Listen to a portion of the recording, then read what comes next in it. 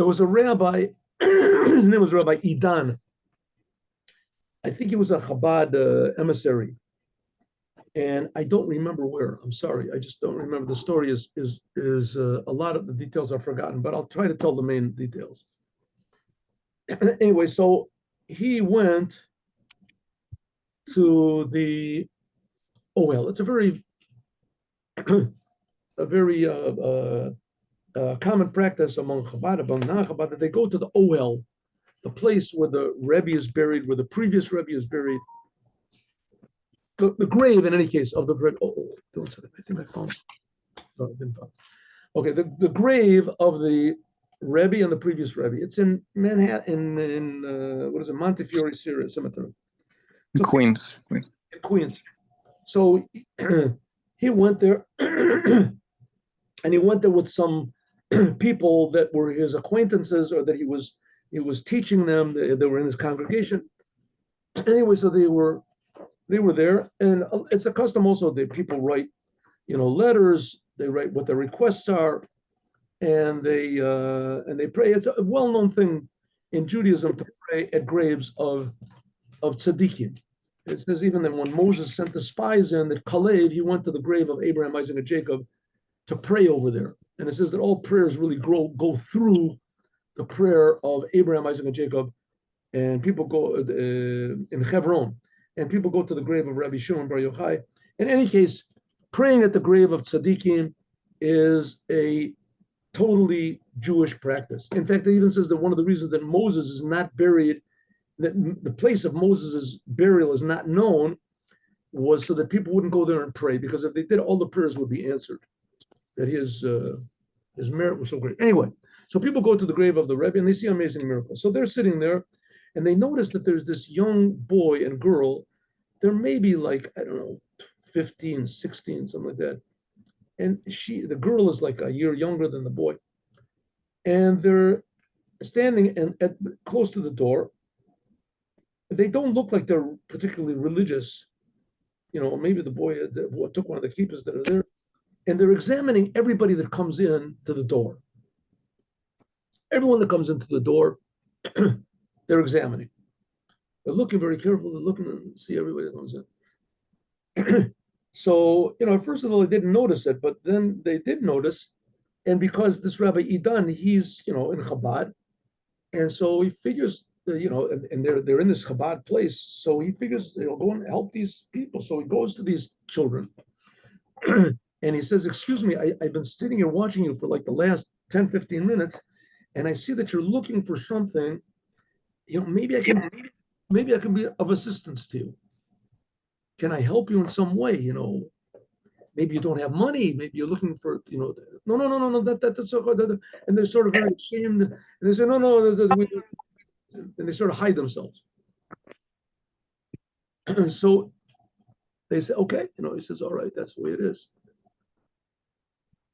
So they resume. They go back to their places and they resume looking at everybody coming in. So finally, Rebbe Idan, he goes to him. Anyways, they realize that he's a friendly person. They say, listen, we don't need money. We don't need anything. Thank you very much for your help. So, what are you doing? Why are you standing here? So they look at each other. And he says, well, he said, I think they're orphans. They're orphans. Their mother, I think, passed away. In any case, their father and mother got divorced. Their father left them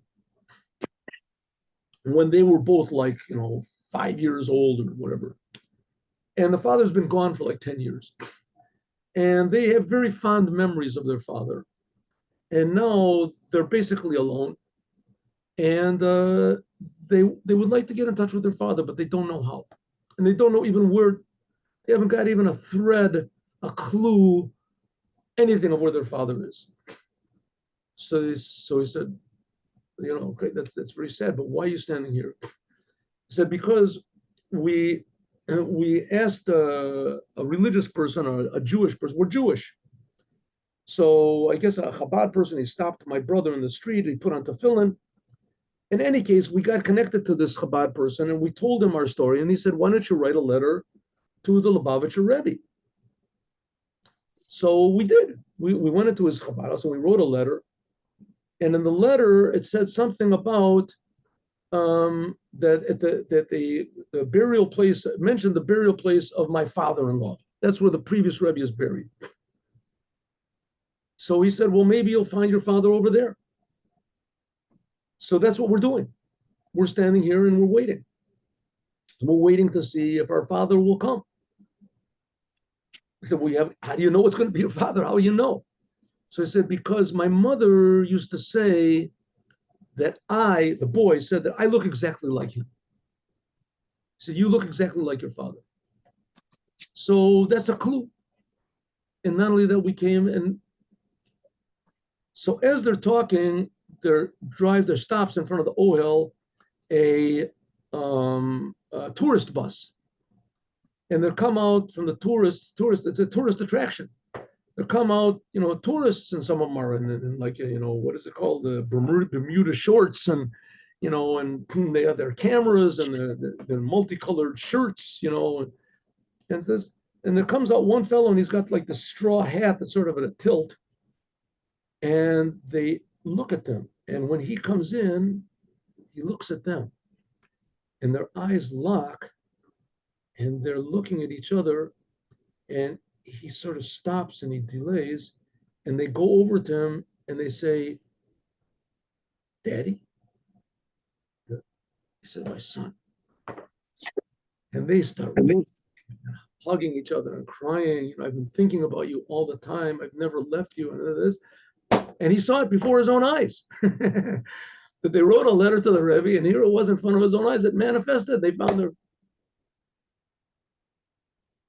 So it should be with us. We're waiting for Mashiach any second.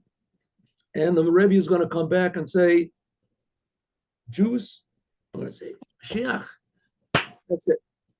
Have a good day with Mashiach. Now, God willing, on Friday, we will have a class and we'll finish as much as we can the mimer from Likkutei Torah. And I, God willing, will try in the course of the day to download the Haftorah of this week's portion with some commentary. Have a good day with Mashiach now.